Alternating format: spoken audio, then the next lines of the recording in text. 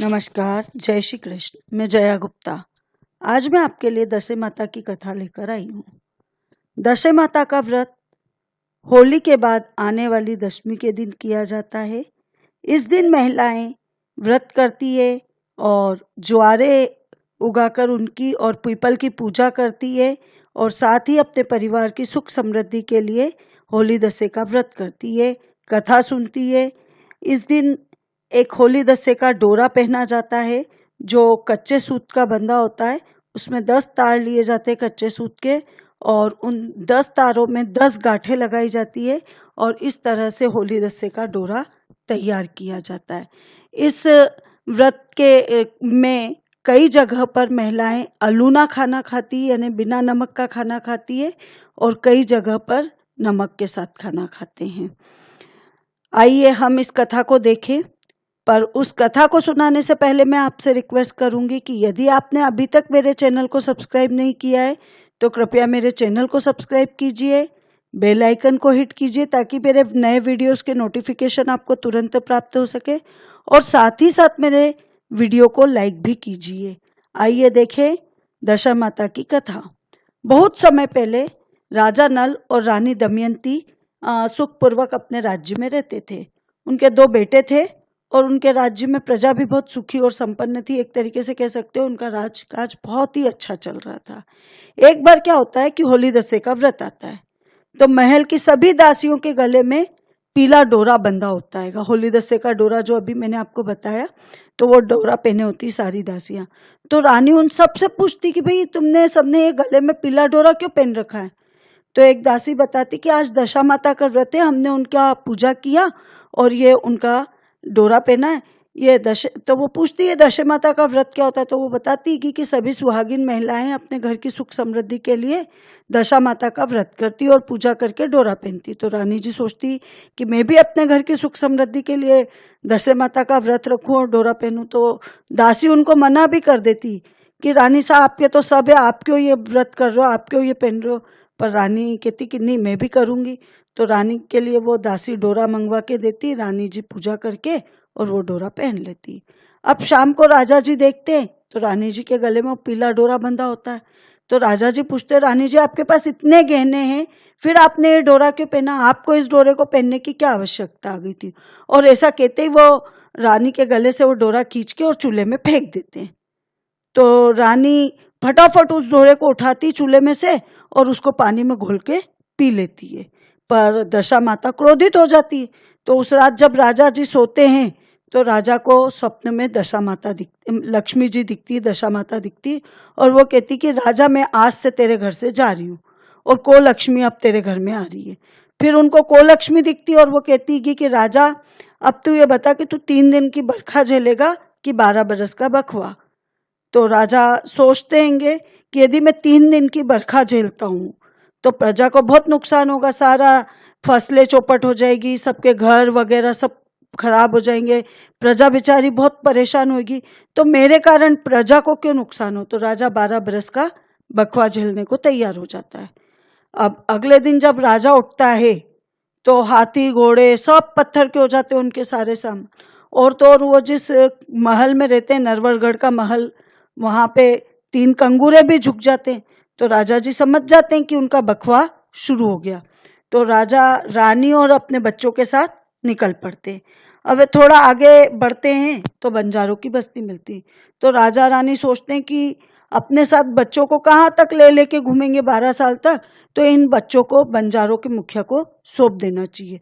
तो राजा बंजारों के मुखिया से मिलता है और अपने 2 ही बेटे उनको सौंप देता है और उनसे कहता है कि जब हमारा 12 साल बाद हमारा बखवा खत्म हो जाएगा तब हम आके अपने बच्चे आपसे वापस ले लेंगे, आप अभी हमारे बच्चों को अमानत के तौर पे संभाल लो।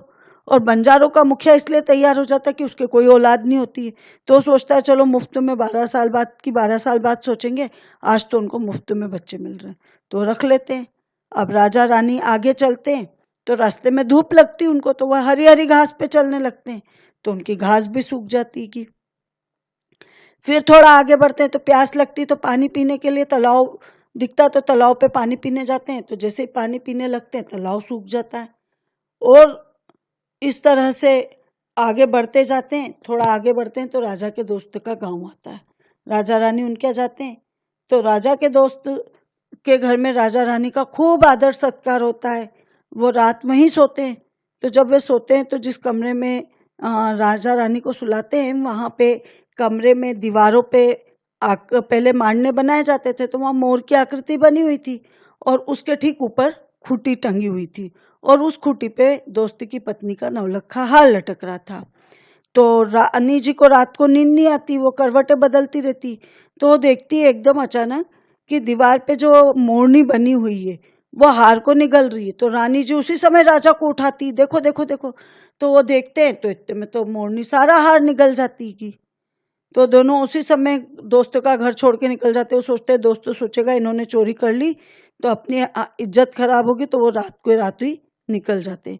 और सुबह दोस्त की पत्नी जब देखती तो वो बोलती भी कि उसका हार मानी होता, तो अपने पति से कहती भी कि तुम्हारे कैसे दोस्त आए, मेरा हार ही चोरी करके भाग गए। तो दोस्त अपनी पत्नी को समझाता है कि मेरा दोस्त ऐसा नहीं कर सकता है, पर अब जो चीज थी वो तो थी। आगे बढ़ते तो अब उनको भूख लगती कि, तो राजा रानी से कहता है कि मैं नदी में से मछलियां पकड़ देता हूँ, तुम उनको भून दे, आप उनको भून देना तो अपन मछलियां खा लेंगे।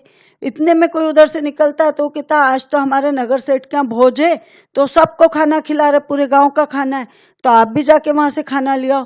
तो राजा रानी से कहता है कि ये मछलियां मैंने पकड़ दी, अब आप इनको भुनो, इतने में मैं गांव जाके परोसा लेके आ जाता हूँ। तो राजा गांव में जाता और परोसा लेके आता है, तो चील झपट्टा मार के उनका भोजन ले जाती। इधर रानी भी जब मछलियां भुनने लगती तो सारी मछलियां जीवित हो के फिर से नदी में कूद जाती। अब रानी सोचती कि राजा जी सोचेंगे कि सारी मछलियां रानी ने खुद खा ली, और राजा सोचते कि रानी सोचेगी कि राजा जी सारा खाना अकेले खा गए। तो दोनों जब राजा जी आते तो दोनों चुपचाप पानी पी के और आगे बढ़ जाते। अब आगे चलते तो चलते चलते दोनों हलवाई की दुकान पे पहुंचते हैं।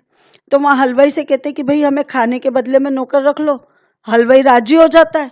तो राजा बर्तन मांज के रखते खाना खाने के बाद, और रानी उन्हें जैसे ही धो धो के पेड़ी पे उल्टा करती है और पेड़ी बर्तन निगलने लग जाती। तो रानी जैसे ये देखती तो राजा से कहती कि हमारे दिन खराब है, तो पेड़ी भी बर्तन निगल रही है, अब हम यहाँ से भी चलें, नहीं तो चोरी का इल्जाम हम पे आएगा।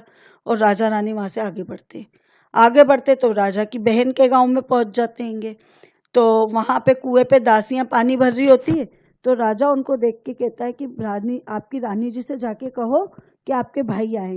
तो दासी छोरिया जाके रानी जी से कहती कि रानी जी आपके भाई आए हैं। तो रानी पूछती कि उनकी दशा कैसी है। तो दासी छोरिया कहती कि आपके भाई भावच के कपड़े फट रहे हैं, दुशाला और पाग भी फट रहे, पैरों में भी उनके तो बहुत कांटे चुभे हुए बड़े बड़े।